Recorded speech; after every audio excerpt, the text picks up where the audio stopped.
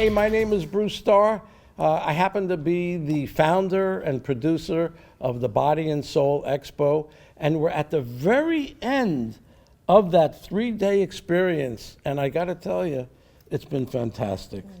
And having these beautiful people next to me is just a perfect representative of how beautiful this weekend was. And thank you all for being here. Thank everybody for being here. It was an incredible weekend. It started Friday night when, I don't know how many of you were here Friday night, but it was off the charts. We had a red carpet premiere of an incredible movie called Your Money Vibes, and it was written, directed, and produced by my friend Daniel. And he's brilliant. And we had the executive producer, Jackie Woodside, here with us. She flew all the way down from New England, and she spent the weekend with us, and she was a joy. We got along so well. And then, of course, I won't even talk about the panel that we had right behind us here. Man, the energy of about 10 incredible people. I won't even start saying their names because it was like, wow. Yeah, and that's the way we started. The Body and Soul Expo was Friday night, and of course, all day Saturday. And then Saturday night with Danny and Brinkley and the sound bath. Oh, my goodness. I pulled Jackie Woodside. She was sitting out there by herself, and I pulled her into the room. I said, instead of sitting out there, why don't you come in here? And by the time it was over, she was like, oh, my God, am I glad you did that. So it's been a miraculous weekend. So I'm going to start to tell you that we're having this relationship panel. I'm a relationship coach, and I've been kind of in the hiding for too many years now. I've been coaching relationships, and I've written 2 books that are over there. I should get them before the end of the night. And it's been an incredible experience, and I'm coming out of the closet because I'm getting back on the horse of being a relationship coach, a relationship author, and I'm very excited to do that. I've been hiding for several years now because I didn't think people really weren't concentrating on their love relationships like they were 20 years ago. And my theory is that the amount of disposable income that we've had to play has gone down and down and down. So people are so caught up worrying about money, they've put relationships on the back burner. If they don't have one, they say, all right, I'm not going to worry about that. I have to pay my rent. Relationship to money is also a relationship. Absolutely. And that's what Your Money Vibe was all about, is increasing and raising your vibe and your acceptance and love of relationships. So there we go. That's what we're going to talk about today. Yes, Lori Spagna. Yeah. Well, I think one of the best things about the Expo has been the people. Oh, for sure. And all the people on this panel, all the people on the floor. We've had so much fun, and I think when you come to expos like this, what's so wonderful is that somehow you always get what you're meant to get, you receive what you're meant to receive, and you meet who you're meant to meet. So I know I've already known these wonderful people for a long time, and I'm so grateful to be with you all here. And we're going to have a great panel today. We're going to talk about relationship. We have some great questions from the audience. So we're going to share all about that. But again, my name, I'm just going to, as we're introducing, before we get into the deep, rich, juicy stuff about relationship, whether it's relationship to self, to source, to God, to another, to a planetary being or body even, relationship to our children, our parents, our spouses, that's what we're going to get into. But again, my name is Lori Spagna, and I've been doing this work for 25 years. I just love, love, love helping people to embody the divine, to progress their relationship with their own self, their own higher self, their source, to embody source, meaning God, source, creator, the infinite, the all that is. Bring that source into your body and start emanating and sharing it. You fall in love with yourself. And when you fall in love with yourself, everybody else falls in love with you too. That's how it happens. But we'll get into this. So now I'm going to pass this to Marinna Rose. Thank you, Lori, for introducing me. So I'm Marinna Rose. I'm really, really excited to be on this panel with all of these amazing beings. Thank you for having me, Bruce especially, for sharing this expo with all of us. I know how much work this takes and what you've been holding and what you're still holding right now. So thank you. I think we all thank you for that. Yes. Really, for you and Lauren. Thank you. I'll just tell you a few brief things about myself. So I've been doing what I do for about 15 years now. So I specialize in reading the lines in the palm of your hand. They are a blueprint of the neural pathways in your brain. So I focus in your present time reality of your operating system of your soul and how much of that you have been able to embody, as Lori said, into the physical body. So I have the ability to see the gap, the unlocked potential of what you still have the capacity to do if you choose. You get to sovereignly choose. I hold the space for you for that. I can see the parallel realities that are unseen influences that are affecting us, and I also can see the DNA ancestral lineage pieces. So I see 3 portions of that, and I bring them all together. I cannot take anyone anywhere that I haven't embodied myself, because that's not possible. So that is the space I hold for anyone that I work with, whether I'm working with you or just sitting and having coffee. So that's my specialty. I do retreats. I do all kinds of immersions. I'm so blessed and honored to do this work. I've been through a lot in my life. I've embodied a lot of pieces of my puzzle to be able to do this, and I have dedicated myself to sharing this with everyone because I will not have that go to waste, because I know what it gets exchanged when I hold that space in every moment of my life. So that's a little bit about me, and I'm really excited to dive into how that has affected me in my relationships, because that has been one of the biggest pieces of my puzzle. So I'm happy to be here. And here's Toni, my dear Toni. Hi. Hi. Thank you, guys. Thank you, Bruce. Amazing beings doesn't even begin to describe each and every one of us, but I'm so grateful for us to be here to hold space. Of course, for Bruce for placing this, or creating, visualizing this beautiful experience to get all of us together here. For the ones of you who don't know who I am, my name is Toni Ghazi. I channel, are you ready for this? The praying mantis beings, yes, insect beings. For our audience out there that is like, what the hell is that? Take a deep breath in. It's just a form of spirit.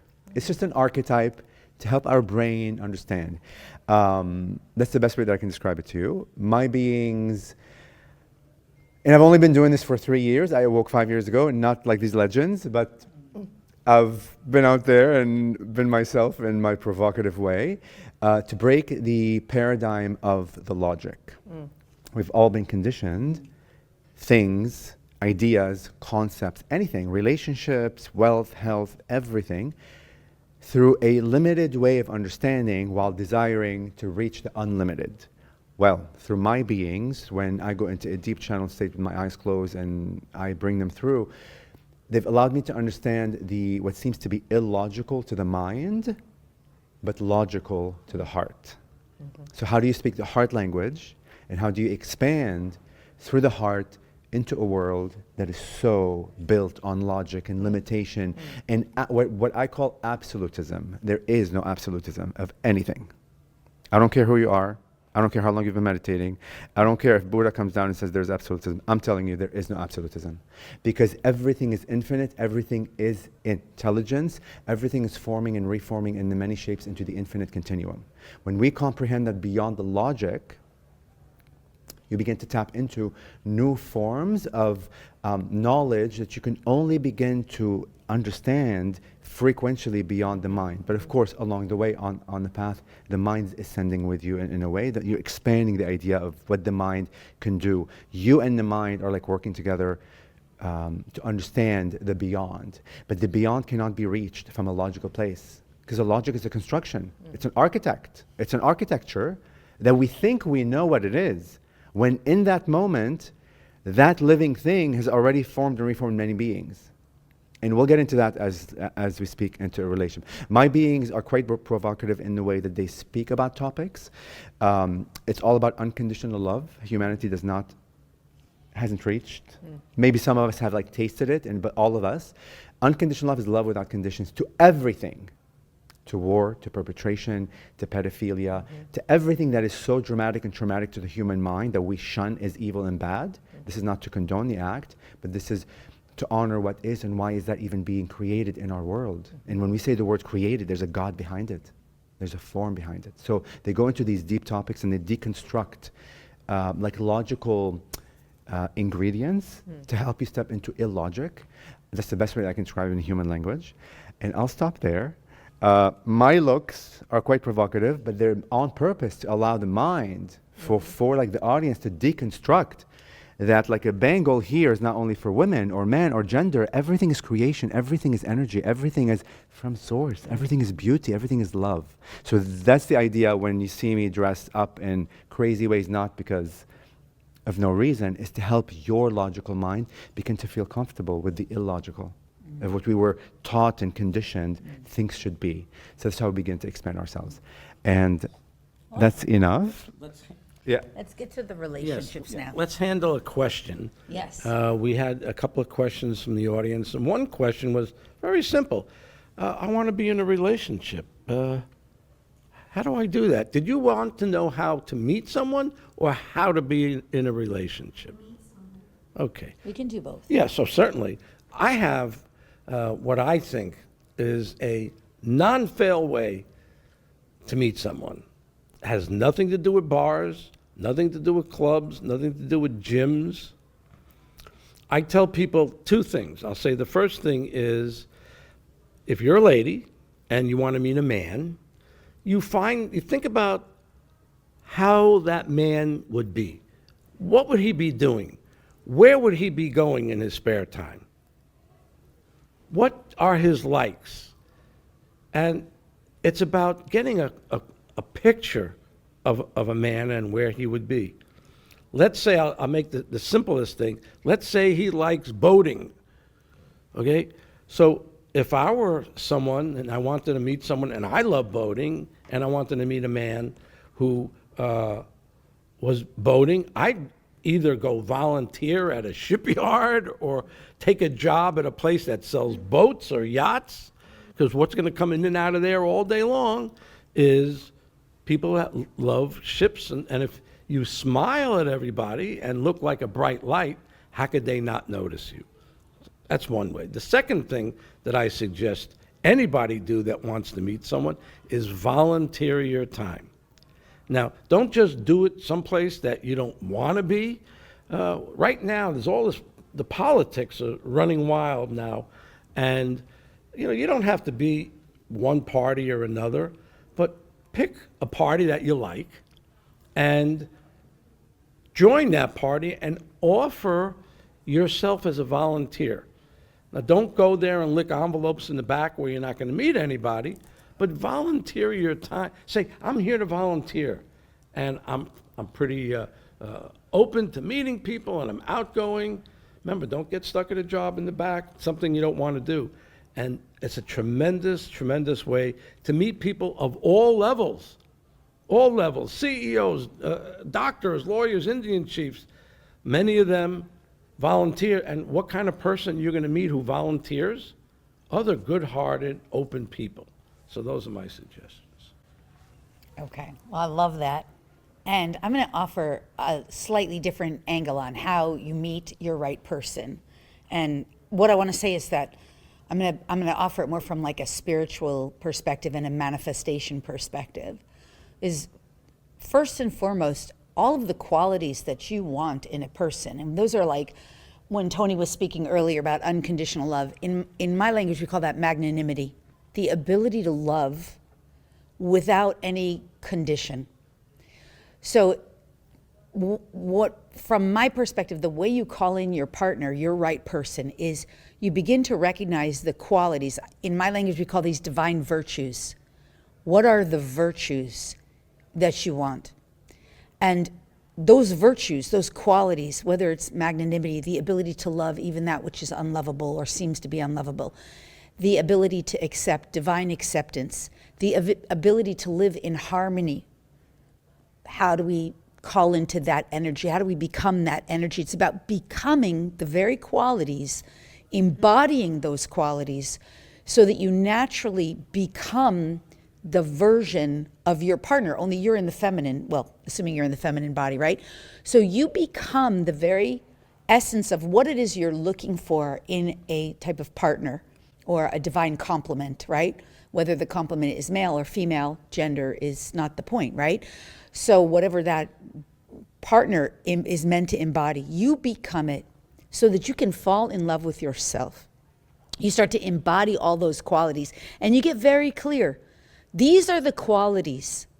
Because we, in our old paradigm, we've been taught that in order to have a relationship, we're supposed to sort of like, okay, it's got to be 6 foot tall, it's got to make this much money, got to like be in this body, got to look like this, got to act, I have this kind of job, whatever it is. It's so petty. This is why we're not able to really find true partnership. This is also why so many marriages end in divorce, because people aren't really looking for their divine complement.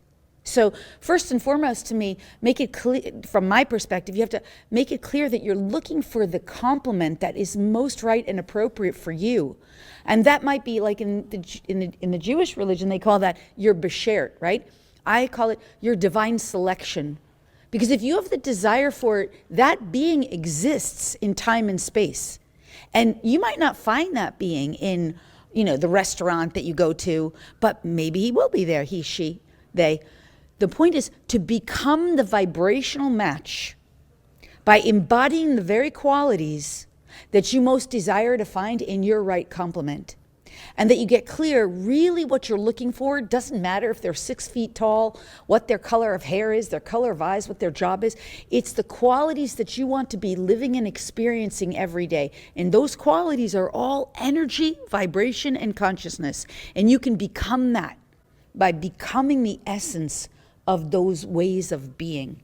And then from there, as you fall in love with yourself by becoming the very thing, the very energies, frequencies, vibrations, and consciousness that you desire to have, you share that in the world, and then naturally you start lining up because that person that you want to meet exists somewhere. So you start recognizing your power, and then I'll pass this, as a manifester to call that to your experience. You get good at manifesting. How does one manifest?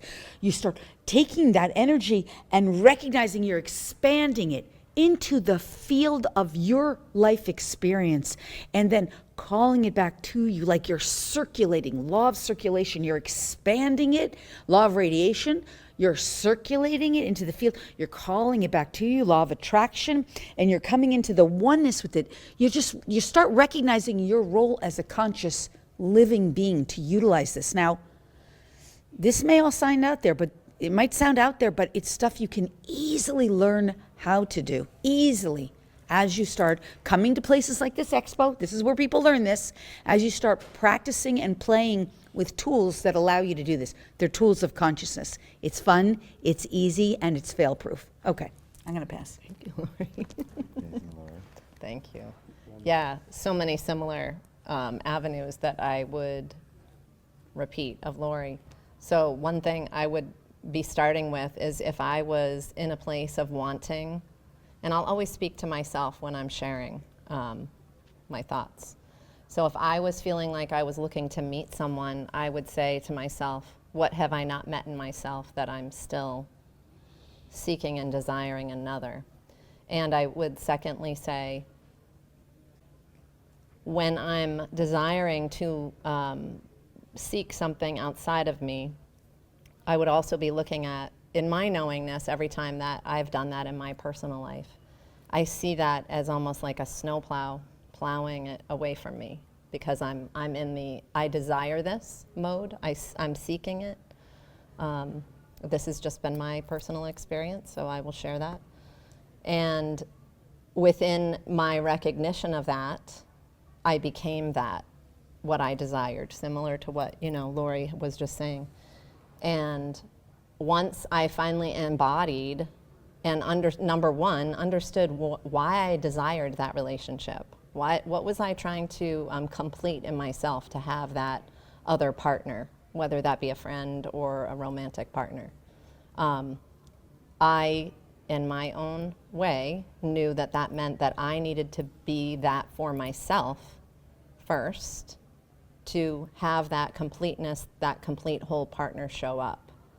Otherwise, there would always be, and there's always going to be distortion no matter where we're at, right? When we connect with another soul, right? We're still on earth, so we're always going to have pieces of us that we can evolve through. But as whole as I can be in my beingness is as whole as that partner that I will attract. So that would be, I'm always looking when I'm hearing myself say, oh, I desire, or I am wanting this. I go right inside myself and say, okay, where inside of me have I not been able to fulfill that yet? Because nobody outside of me is going to do that. No one. And if I'm still hearing myself say that, I'm diving deeper into that. So that's what I've learned on my journey is, and it never fails. If I'm still seeking and I do attract that partner, there's still that piece inside of me that has not that vibration that still needs to be felt as embodied and whole by having that person in my life. Yes, it works, and that's why we attracted each other, but that isn't coming from my personal place of wholeness as much as I can be in love of myself. So I'll leave that there and pass that to Toni. Thank you. Thank you. Thank you, guys. I've been getting in that channel state, not through like the logical mind. I just felt. So I'm gonna bring the beings through, and they're gonna answer it from their perspective. And I just want to say, as a human, everyone perspective here is of equal value to everything else. My beings are very clear about not saying this is right, this is there's no right, there's no wrong. Your lens in which you receive this information will vibrate and make sense to you on the journey of conscious awareness that you are in.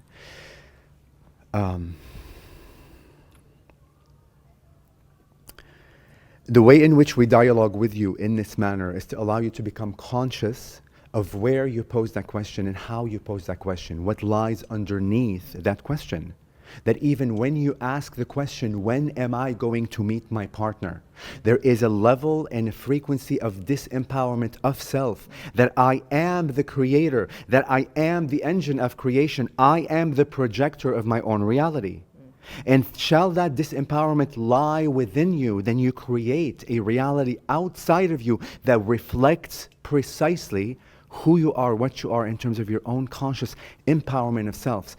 So be mindful on where that question is coming from and redefine the idea of what relationship is, because many of you have created your own identity within your own system.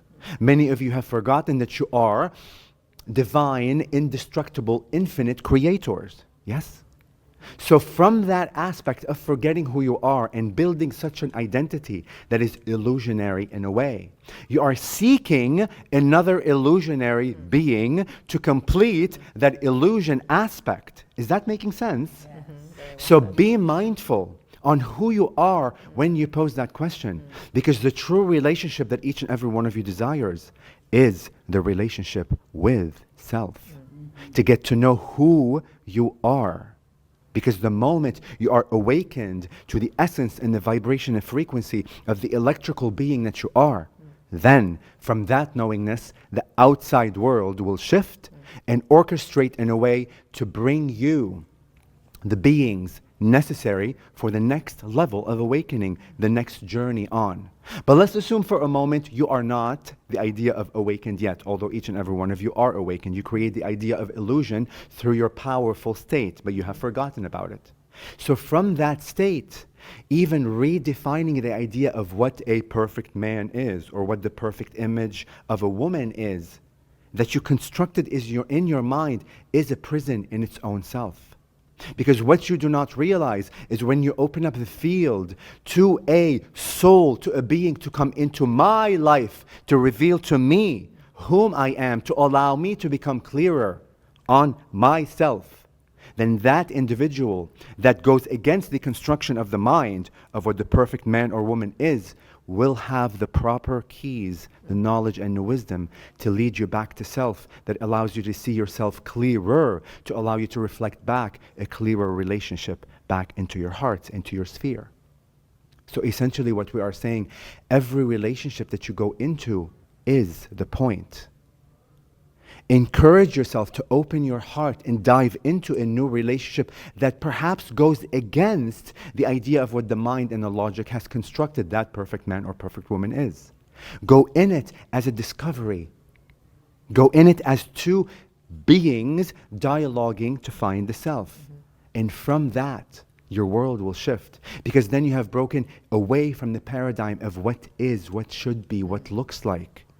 into the beyond. Does that make sense? Good stuff. Thank you. Reclaiming your power. Yes. That's what I Yeah. heard. Reclaim Beautiful. your power. Thank you, Toni. To, Yeah. to really call that in, to know that you can have that. So I just thought maybe we would do another minute each of something else that came to our minds as we were going through this.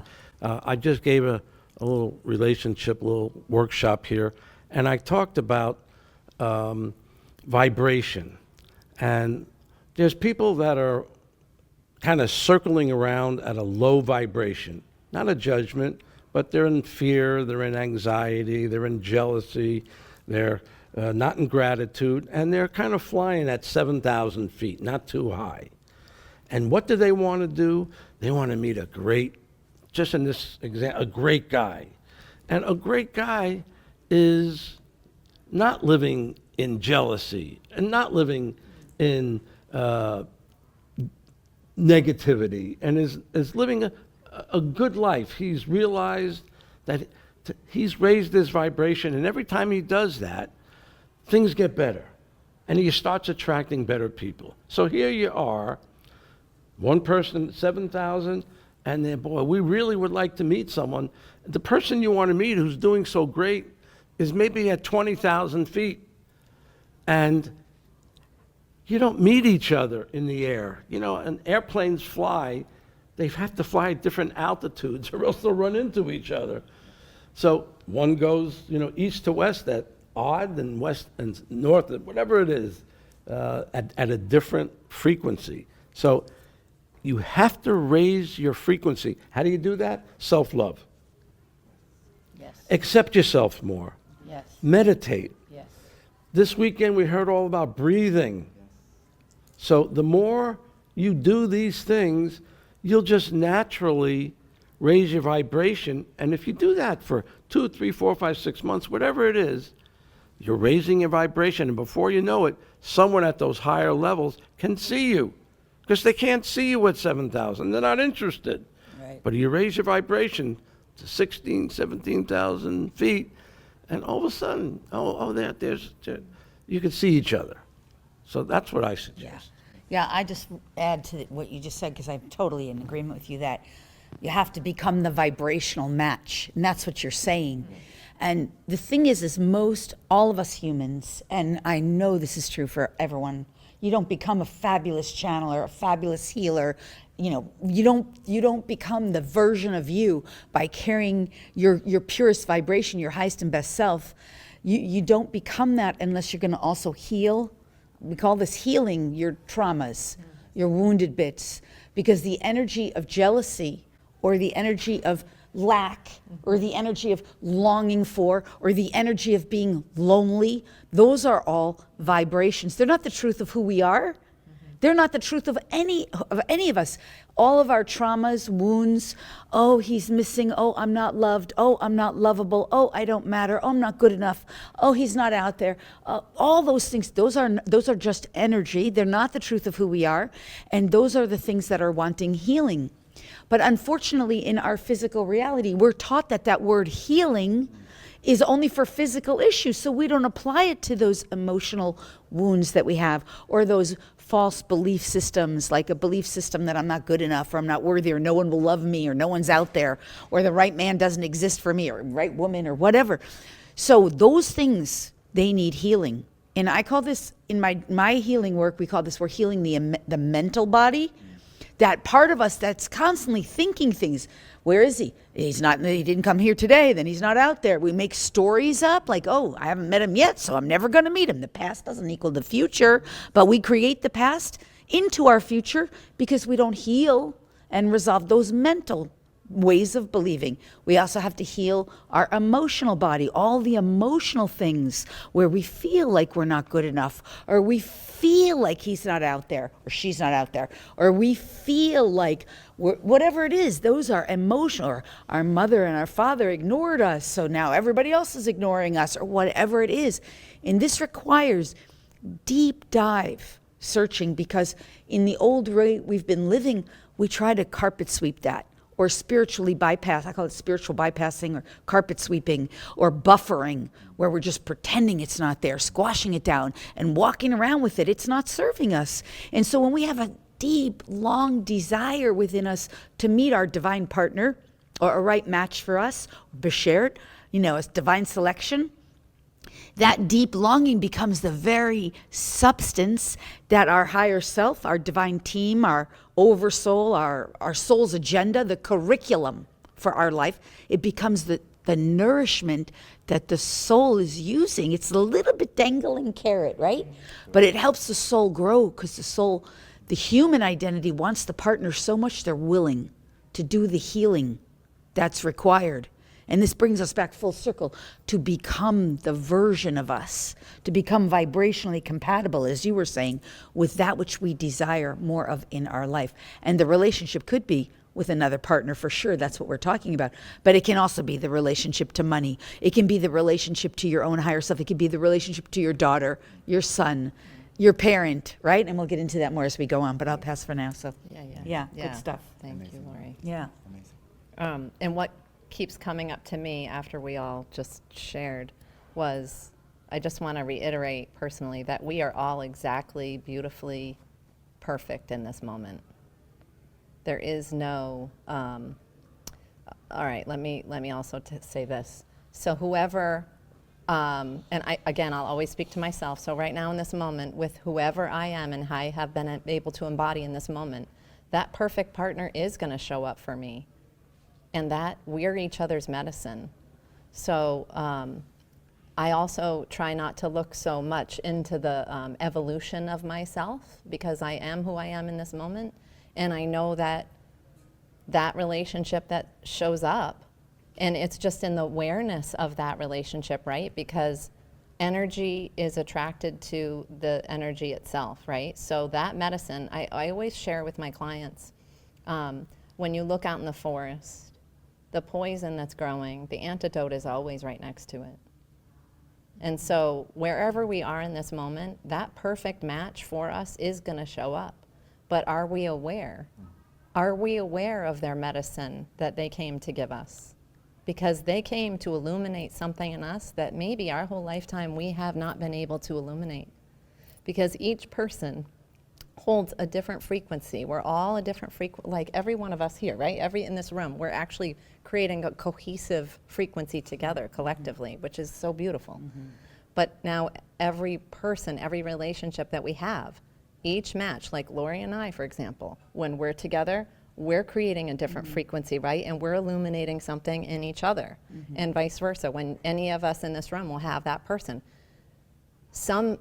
Not everyone, like Toni, maybe illuminated something in me, but no one else could do that, because Toni and I's frequency ignited that geometric, whatever we want to call that shape, and the strand.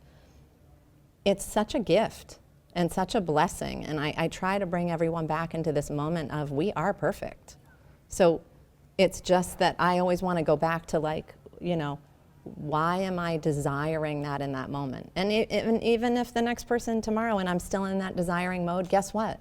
That person that does show up, they're actually going to be the medicine to have me.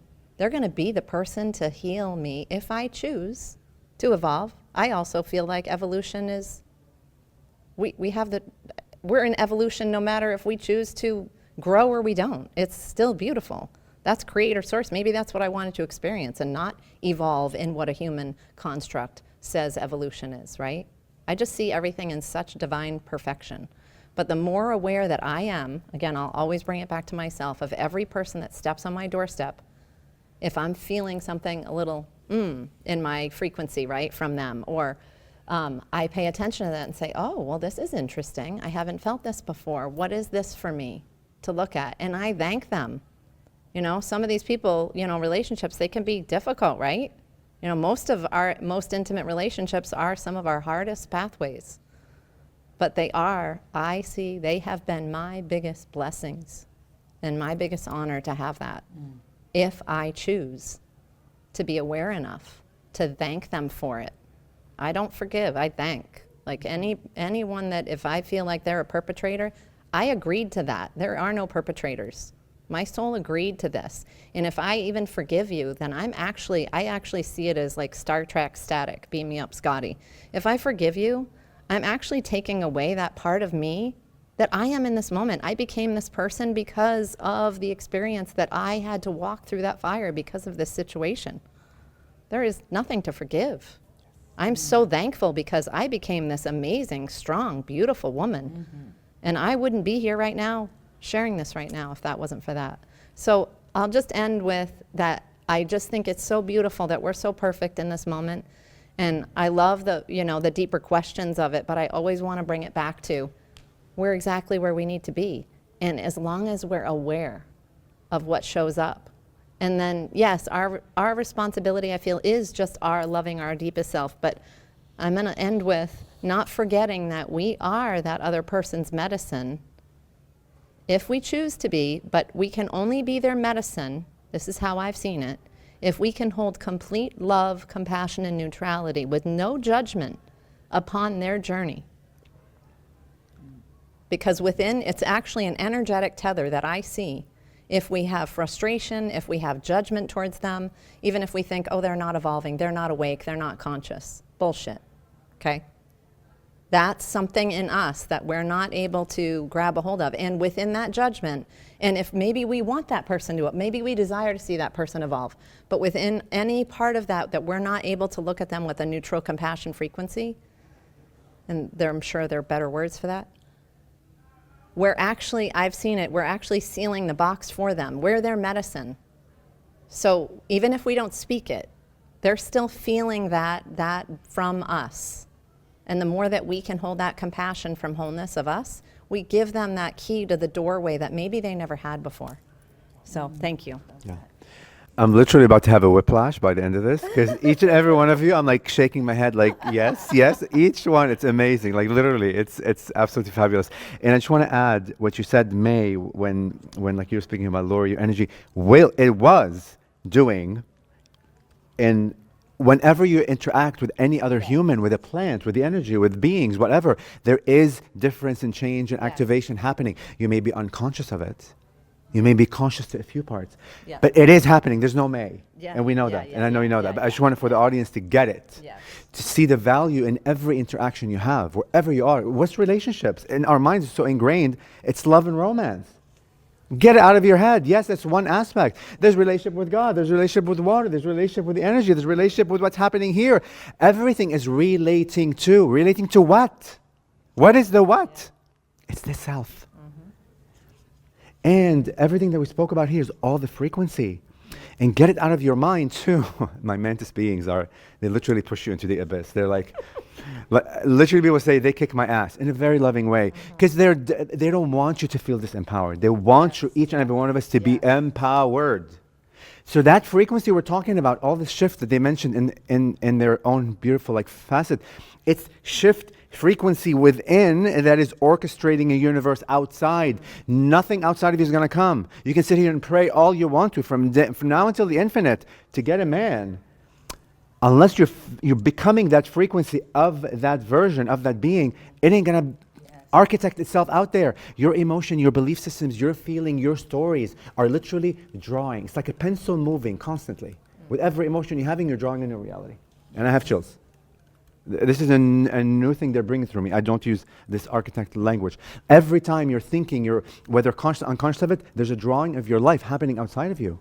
So when you become conscious that I am the key, and me paying attention to my emotions and my stories, and guys, I have so much trauma to go through. I haven't even resolved yet.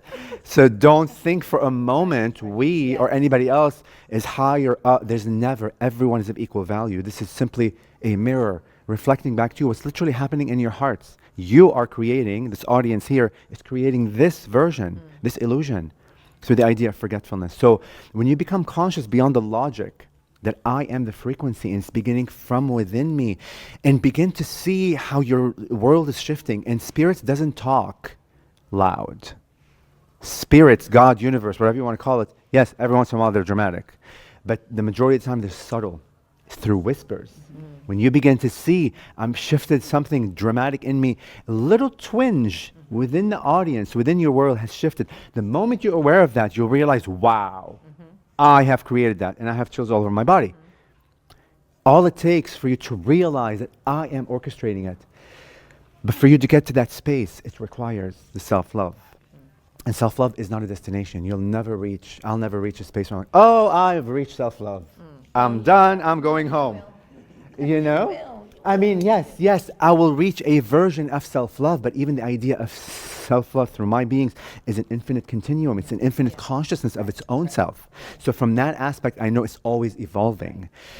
But you, because you're the engine of creation, when you go inside and face who you are, face the aspects of you that you've shunned, buried away, pushed away, consciously or unconsciously, trauma did it for you, or your parents, and look at it just with honor and with this love, this new frequency, this new sprinkle of love, and say, although I don't understand what this is really, but my intention like today is to go to that version of me, that young version, whatever, 5, 6, 20, 26, and say, you know what? I love you, and I'm going to do my best to, I have chills, to open my heart for you. It's not a destination and a resolution of a problem, because there's never a problem to begin with. That's another prison. You're never broken. Healing. Who mentioned healing and forgiveness? There's never a forgiveness. The moment you think about forgiveness, you're judging what you're forgiving. That's right. You're saying that's of less value, and the more forgiveness is here. That's creating distance from your other self. So when you become conscious of those words and frequencies, literally your world shifts. And that is having a relationship with the divine, with self, with everything in a new way. There's a lot to share. Oh my God, we can be here for hours. Yes, Bruce. that's so good. Oh my goodness. Well, thank can I you. just dovetail? I know I'm Yeah. going out of Yeah, order, yeah, but okay. just what I want to just dovetail on what you said, because it really is, you were talking about like these different versions of yourself. And that's one thing I have really done a lot of work is like, I'll work with the future self version of me, right? She's a slightly different identity or slightly more progressed. She already knows like things I don't know. She's already achieved things. And when you say future self, it's not because of linear time. It's also a higher self version of me. And that's even not relative. It's just that version of me is less encumbered by the density of any form of separation. So I'm shifting my identity to that part of me that already has the solutions, that already knows the solutions. Because the truth is, all of the solutions, whether we're looking for our partner or trying to heal and resolve trouble in a relationship, and even if the relationship is with something besides another human like money or God, like I had to heal my relationship with God in this lifetime. I really had a lot of work to do from lots of lifetimes of feeling betrayed by God. Even I've had so many relationships, so many lifetimes where I was, the preacher, the nun, the pastor, like I've had so many of those kinds of the monk. I had to heal my relationship with God. So there was a higher self version of me that already knew how to do that, was already in oneness with that source. So your identity can shift and change based on who you're identifying with. They're all versions of you. And yet there's different progressions that have all those solutions for you. I'll make it super short, because as you were speaking, these images were like literally like coming. They say, imagine for a moment, and like close your eyes. Imagine for a moment,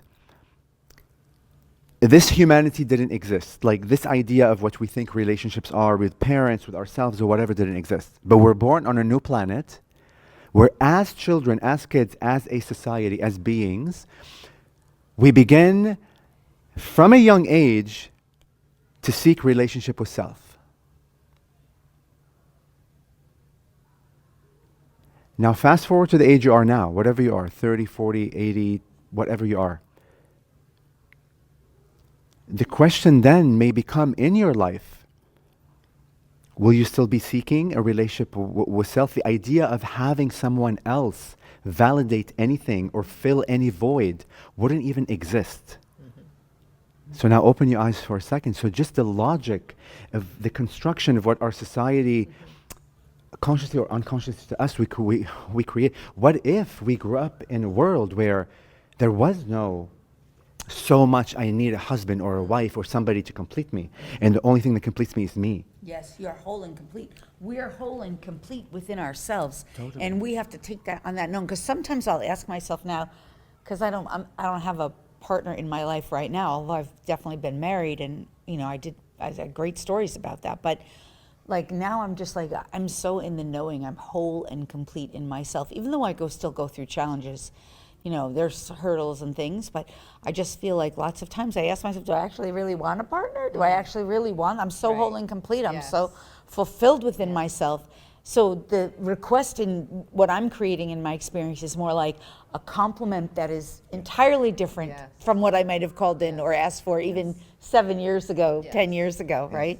So, because that's the important thing though, that we're whole and complete, that we start really taking that in and knowing that, because the consciousness begins to orientate itself, the consciousness that we are and the energy of who we are begins to orientate itself to that knowing. The moment you start saying, I am whole and complete, and if you are going to attract a partner, you're going to attract someone else who is whole and complete, and then the relationship dynamic becomes one of, it's based on whole and completeness, enjoyment, you know, mutuosity, you know, like it's just so much more. It's not a relationship dynamic that's based on that old paradigm of flaws, problems, challenges, upsets, hurdles, and it becomes more like divine enjoyment, divine pleasure, divine reciprocity, divine magnanimity, all those other things that we truly are seeking, but are within us anyway, right? You know, obviously, we can talk about this forever, because as you're seeing firsthand, as we speak, there's more stuff coming into our minds that we want to share. Consciousness speaks Right? through So us. I'm going to leave that question behind, because we don't have all week.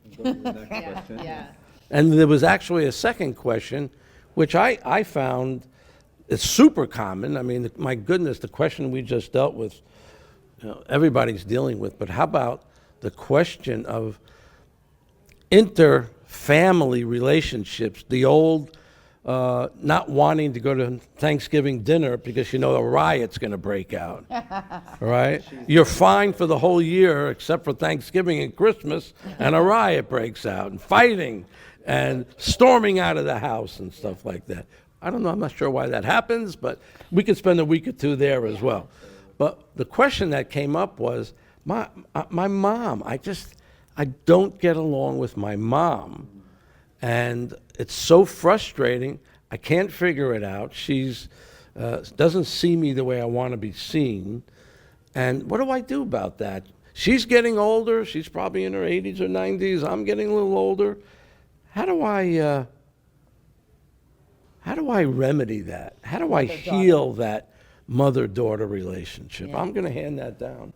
Too hot to handle for me. Okay, I love this topic because that was my story. I mean, my mother-daughter relationship. I'm the daughter in the relationship dynamic, and that was my most challenging relationship of my whole life. And I carried so much pain for probably, I mean, up until I would say about 2 or 3 years ago. In terms of linear time, I'm a 60-year-old woman. That's like 57 years of pain, what I experienced as neglect, and as what I experienced as not being paid attention to, not being loved, not being cared for, not being, all those wounds. And they, of course, showed up in my reality and in the dynamics of other relationships, because our wounds, our traumas, they follow us everywhere. You can't move to Africa and think you're not going to bring your pain with you, right? So and I've been dealing with that, and I never thought I would finally get to that point where I could be in such a place of magnanimity, love, divine acceptance, and not require her to have changed a single bit. I just eventually really came into the recognition. She's never going to change. She's never going to be what I might have wanted or needed her to be. So it required so much acceptance. And it did require forgiveness along the journey, because I was the one who had to forgive, right? She didn't have to forgive me. Like, that wasn't her issue. She was just didn't being, even know. most of the time she didn't even know. So, but through that journey of a lifetime of healing, what I really came into, for the people in the audience who are asking about these family relationships, is those are our soul contracts that are designed to help us to come into union with love, union with acceptance, divine love, union with divine peace, union with divine harmony. Like, how are we supposed to get along different countries if we can't get along with the people in our own families. And here's what's going on. When the challenges in relationships, whether it is a familial or any, those challenges are wound talking to another wound. This is not that you don't love your daughter or she doesn't love you, or you don't, because there's real love. There's real love between the souls and between the humans. The challenge is there's love there. The challenge is the wound that has not been healed, the trauma that has not been healed. So when you're dealing with those kinds of traumatic relationships, whether it's at Thanksgiving dinner, Christmas eruptions, volcanic explosions. Same I mean, thing. I grew up in such hot, there was so much drama in the family. What it is to step back and be like, where is the wound in me that wants to be healed and resolved? And what is my soul's agenda with regard to this experience? What are the gifts? I tell all my clients and students, what are the gifts that I'm meant to receive through this experience? Because the gifts you're meant to receive are really the real reason for the trauma anyway. And this is always the case. You're meant to receive some kind of gifts. And what are those gifts? Some kind of knowledge, some kind of wisdom, some kind of energy, some kind of inner transformation. And those gifts are always accessible the moment you just inquire and not make the other person wrong. Because I had to eventually stop making my mom wrong. She was who she was. She was just being who she was. So I had to go to constantly, what are the gifts I'm meant to receive? And I would always ask for those gifts with and from God's source creator's truth. And so when we talk about absolutes, by the way, God's source creator's truth is absolute, right? If you're willing to recognize that, because truth exists in reality, that does not require someone to believe it. A belief system is a belief system. Truth exists in reality, and even some truths can be changed, but if they're absolute, those are the things that are, like you're an eternal being. We're all eternal beings. That's absolute. Who created that? Who made that an absolute truth? Source. The original source of all that is, all that ever exists, whether you call that God or something else. So I would just ask, what is God's truth in regard to this? And that's how I started learning these things that we're sharing today, right? Because whatever your relationship challenges, they are the placeholders for your greatest healing and your greatest transformation and the gifts that God and your own divine soul, your eternal being, wants to resolve. And this is my last sentence, I'll pass it on, is that we are so much more than what we perceive ourselves to be in this lifetime. We are eternal beings. So what we're challenged by in our relationships in this lifetime are the things that we're resolving for eternity because we're not going to bring them into the next lifetime. And it's so challenging to see that in the world. When we look at other people, we're like, oh, they have the relationship of their dreams. Oh, they don't have any problems with money. Oh, that mother-daughter relationship gets along so well. Why can't I have it? And it's like, well, this is what your curriculum is to resolve so that you never need to resolve it again. You can be done and complete. Quick antidote before I give up the mic forever. In my work, I was an author, and I was actually wrote a play, and I look at it this way. A writer writes a book, and he writes characters into the book. You have all these interactions with those characters. How can you hate the characters that you wrote into your book? You wrote them to explain the story that you had in your mind. Love that. So, since we create everything, it's so counterproductive to hate, be angry at anyone, no matter what they've done, because you were the author of that play. Yes. How do you hate the characters that you wrote into your own play? Think about that. Why did something show up in your movie, in your play? I'll ask that a lot. Why is it showing up in my movie? I call it my movie. Same. If it's showing up in your movie, it's there for you, You wrote it. to somehow grow work or on learn stuff. or transform. I appreciate everybody's. This has been fun. I'm enjoying this. So, again, I always go back to if I'm having a situation with another person, especially family, because I actually have been shown in the family that those are when we are having trouble and difficulties, and someone is maybe not accepting us, or we're not finding that connection as deep as we want, most of those people, I feel, actually love us more than any of other souls that have actually shown us love on this third dimensional reality, because they're actually here to illuminate something in myself to see and love deeper that no one else has Could've done it. the No one else ability. could've shown Right. you. No one else could Right. have shown me that. They were willing to be the villain. That's in your right. story. That's right. And maybe I was the villain in theirs in another parallel reality to that's that happening before you came. concurrently right now, right? I'll just give an example of my situation with my family. My sisters dealt with my mom in a very different way, right? I was able to accept my mother earlier than Laura, right? But when I was younger, I don't know what happened. I just had this epiphany one day, and I was 20 years old, and I was in a lot of pain, not sleeping at night, having nightmares about my mother because of, how we were not loved when I was growing up, right? And it really obviously had an impact on me, right? And I woke up one day and I said, well, why would I give my power away, number one? And then I said, well, my mother's only doing the best that she knows how to do. So how could I ask her to do or be another person for me when she doesn't even know what that is? And I did have this, it changed my life. I sat down with her one day and I accepted her. I should have and known loved you back her. then. You could have Yeah, saved me right. 40, 50 years of pain.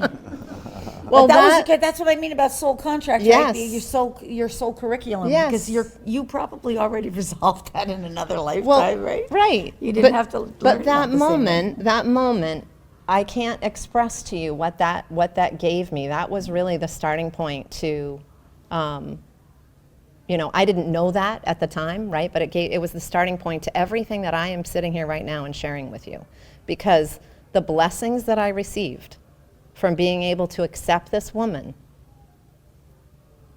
in all of her dysfunction or inability to love me was me also being able to gift her back that love that she was never able to tap into in herself. And it was the most beautiful thing I was able to not only witness and observe, but participate in. But I also, unfortunately, had to witness others that were not able to do that.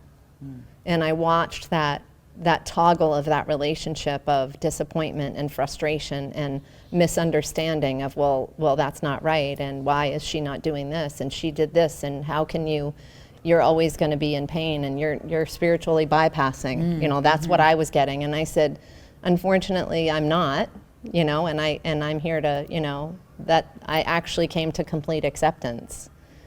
And my mother was my medicine to allow me to be able to embody everything that was about to happen in my life for years to come. And so whatever that was in that moment that allowed me to do that, it allowed me to see and accept her. So my point to the story about the mother-daughter piece is, even when I am not understanding why someone isn't maybe is triggered by me, and I can tell, right, that when I'm there, oh, they're getting along so much better with everyone else. What I can tell when I walk in the room that there's this shift in energy. I recognize that there's just something in me that is illuminating in that person, possibly a shadow aspect of themselves that they have not been able to have the courage or bravery to have compassion for, or heal, or have the tools for, and I'm that reminder to them. And they can't actually see me. They see themselves, that little child of themselves that doesn't know what to do. So they're actually, I'm just their mirror, but to their shadow self. And that's why it's actually the most loving relationship on a soul level, if you can see it in that way, instead of the human, right? And by my ability to love them in the moment, no matter how much I know that I'm triggering them or they're reacting to me, again, like I mentioned before, that is, I've been shown in my life, like I cannot express to you in words, the key to allowing them to, if they're their little girl or their little boy, to love that part of them Because if I'm holding that shadow aspect for them, it's my full embodiment in that moment that allows them the key to have the courage to love that child and open that heart. I feel like I'm holding a walkie-talkie now. Bruce, I love what you said. But no, it's a good but. It's a really good but. But for a person to understand what Bruce said, you have to feel the empowered state that I'm a creator. Because you can hear, I'm the movie maker, I'm the producer, and I created those characters. But if you feel disempowered, that you're not the creator, you're going to still see those characters as outside of your control, or something happening outside of you. So be mindful on when you're receiving that. Like, that's a big message you said. Yeah. Beautiful, beautiful reflection. And from that empowered, disempowered state, my beings and a lot of other beings always say, but my specific beings, the way that they say is each and every one of us are mirrors to each other, leading us back into our heart. Everything that is external outside of us, which is not external outside of us, it's all inputs and definitions and beliefs and emotions inside of us. All of them are designed, like my beings literally said, you live in a magical world we don't even realize. Yeah. They said, imagine one day like you walking outside of your home and just looking outside. They said, and I'm going to close my eyes because they're here. Everything you witness outside of you, the blade of grass, the sun, the moon, the leaves, the insects, the animals, the cars, everything that seems to be dense and object, people talking, everything. Everything outside of you are ascended masters holding mirrors, reflecting back to you what you are unable to see within your hearts. Listen to the substance and the weight of what they are saying. That each and every one of you have keys in each and everything that resides outside of you, and the relationships that you are having with what's outside of you. When you awaken to that idea, that everything that I am going through, everything I'm witnessing, everything I'm seeing, are literally pathways leading me back to my heart, you begin to live in a freaking magical world. Yeah. You begin to see the world in a very different way. Not evil and bad and whatever. Like, oh my God, let me get this key, and let me get that key, and let me get this key. Because all of it is leading you back to you. So from the aspect of disempowered state, when you are dealing with your daughter, or vice versa, oftentimes if you're seeing her as a disempowered being, you keep inviting that version of her to reflect back to you the disempowerment within yourself. Because the moment you begin to feel empowered within self and awakened within your heart, you will see that empowered version within her. Why? Because you've reshifted the definitions and it reflected back like a movie, like a theater, a new version of your daughter that you could not have seen until you shifted inside. And in terms of triggers, when we have triggers, you only get triggered because you're identifying with that trigger. Like I speak Arabic and French and a few other languages. But like, let's say Arabic, because I'm assuming none of you speak Arabic. If I say any word in Arabic right now, it's going to fly over your head. You have no meaning to it. None whatsoever. It doesn't mean anything to you. But if I say something in English that has a meaning to you, that strikes your heart and you feel, I'm hurt. That person didn't hurt you. That person illuminated to you a pain inside of you that you were unconscious of. That's why you identified with it. That's why it made sense within you. So when that dynamic in the relationship, there's a trigger, I'm feeling this way, or she caused this to me, or whatever the stories we create, they literally are healing you by that interaction. That's what each and every one of them said. They're there for you. But you get to shift that lens within yourself to be able to see that. Logically, you'll never get there.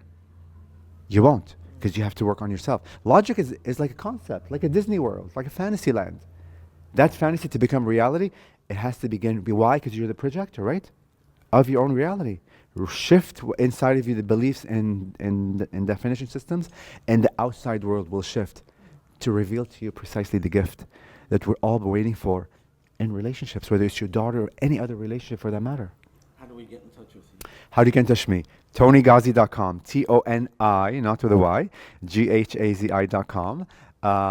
You'll find all my social media at the Antarian Heart, from like the Antares, like Stargate. So the Antarian Heart, Instagram, TikTok, YouTube, Facebook, all of them. But if you go to my website, all my social media is there. I teach a channeling class. I just began building a community. I also have praying mantis crystal skulls for the people that believe in the woo-woo and stuff. The only one in the world that creates praying mantis crystal skulls. And that's about it. Yep. Tonighgazi, Ghazi. And you'll see my name on the website of Bruce. So if you go to the BodySoulExpo, just type my name. You may see also my realtor website, because I'm a realtor. I've been selling real estate for like 18 years. And it's, are you a broker? I'm not a broker, but yeah. So I work for Compass. You can also find him at the table out there. Yeah, totally. Sorry. Okay, we'll go for it. Get in touch with me at marinarose.com, and you spell that with 2 N's. So it's MARINNA, and then Rose, ROSE.com. And everything that you need is there on my website. I connect mostly on Facebook with social media, a little bit of Instagram. I do immersion retreats, one-on-one, curated at my house in Port Charlotte, Florida. I also do some immersions up in New Hampshire, Portsmouth, New Hampshire area. And I also work with groups in immersions curated for a specific experience. So thank you. Awesome. And yeah, you can find me at my website, LoriSpagna.com. It's LoriSpagna, LoriSpagna.com. And you can find me all over YouTube, my channel there. It's, at Lori Spagna. And of course, I'm on the social media, but not as much on Flakebook. But you can find me there. Flakebook. You can find me on Flakebook.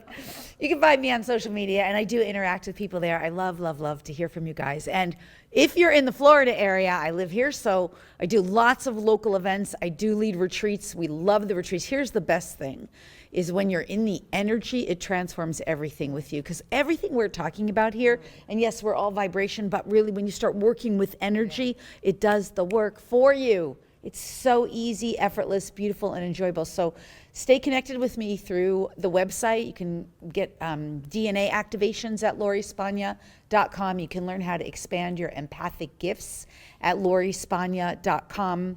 And you can also learn how to communicate with animals telepathically, and also your own divine team, your own higher self at LoriSpagna.com. And you can find out about when we do the retreats and the events locally, so you can have direct experience, because you want to know what? Direct experience trumps it all. Yeah. Learning is just through the brain, but direct experience through energy, frequency, vibration, that is the game changer. So hope you'll join me for some of those live events. All right, thank you. Yes, well, what a great group. Unbelievable. Yes. Bruce, thanks for having You're very welcome. I did bring a couple of my books. I'm just going to show them. I wouldn't want to end this without showing a couple of books. I won't talk about them, but this is a book for any teenager. It's a fiction book about a teenager who meets a very spiritual guy, and over the years from 13 to 18, asks him every difficult question a young girl without a dad and a working mother could ask. So it's a manual for growing up as a teenager. It's a phenomenal book, if I don't say so myself. Yes. And this book, Body Traders, it took me 15 years to write this, and I was a relationship coach on America Online for 10 years. I had over 6,000 detailed, intimate, documented conversations with people from around the country, and it's highlighted in what I learned from them in Body Traders, Transforming Back from Player to Lover. So you can find those books on Amazon. My contact information, theopenheartmovement.com, THE, openheartmovement.com. My email address is lovecoach, LUV, coach, the number 1, at gmail.com. And I am going to be really ramping up with local events and for ways for people to meet each other in a healthy, safe environment. And I encourage you all to contact me and everybody on this group. We're going to be doing stuff together again, because this was spectacular. Thank you, everybody, for joining us. Thanks, you guys. Thank you.